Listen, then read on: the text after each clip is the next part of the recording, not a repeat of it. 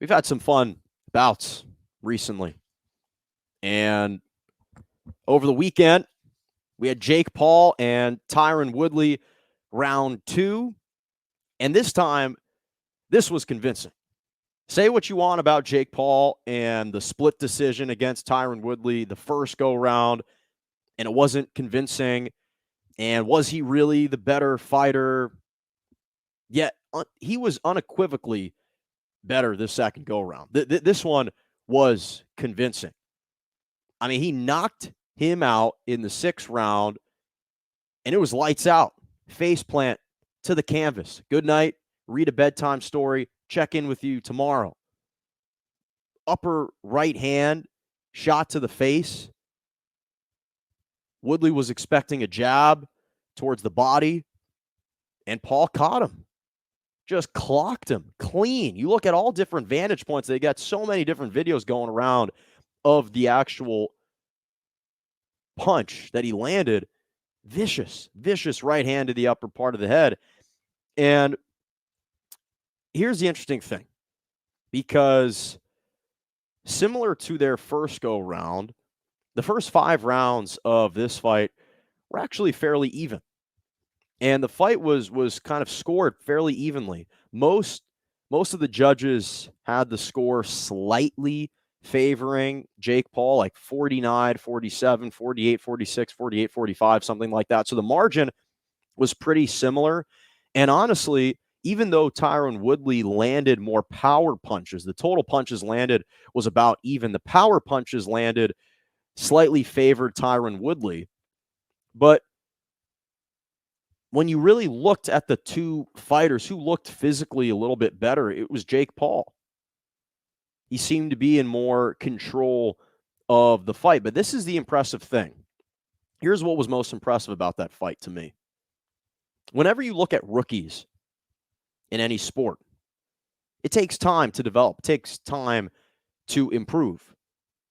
When Kobe entered the league in the NBA, he wasn't the same guy that he was in the middle of his career. Same thing with LeBron. Same thing with Steph. Same thing with KD. Same thing with any sport, any player who enters the league. When Jake Paul started fighting, when you looked at the skill sets within his first bout, he wasn't a skilled fighter. He's still not the most polished fighter, but when he first stepped into the ring, he wasn't a skilled fighter at all. And even in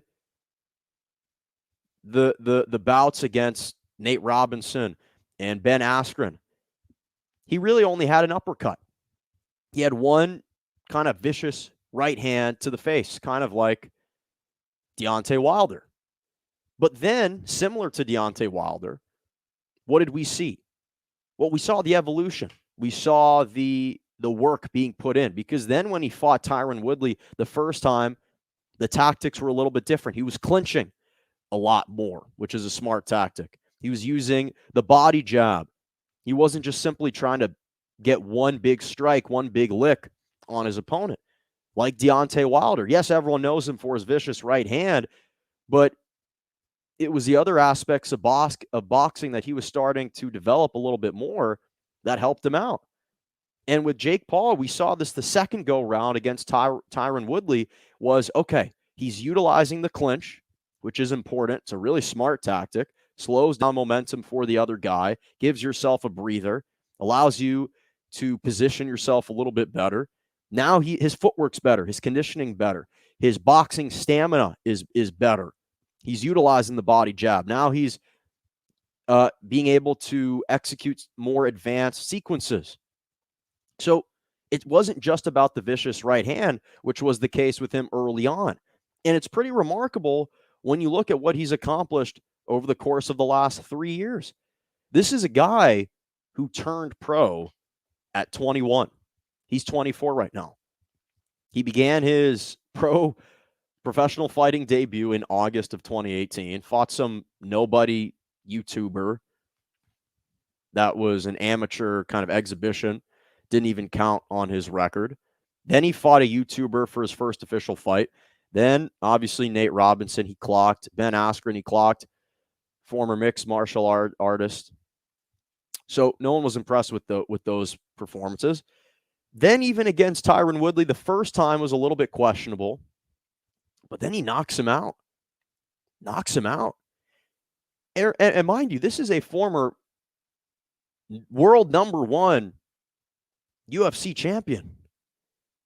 Now, granted, it took place during like 2016 to 2019, a little bit different. He was a little bit younger, but this was a professional fighter in Tyron Woodley, who he just absolutely clocked. And I mean, again, he's a former UFC champion, and he's 5-0, 4 via knockouts.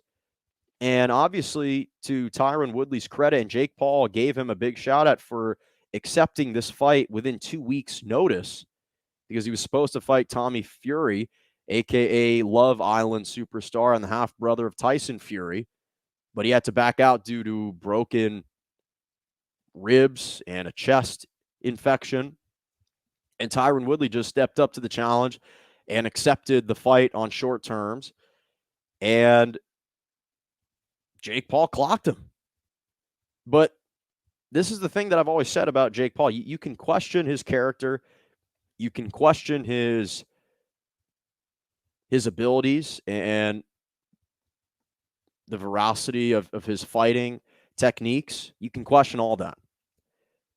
But to his credit, he's become a maverick because he has found ways to circumvent traditional methods of promoting fights.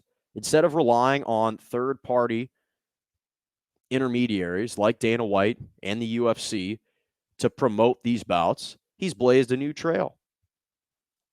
He said no through his most valuable promotions production company.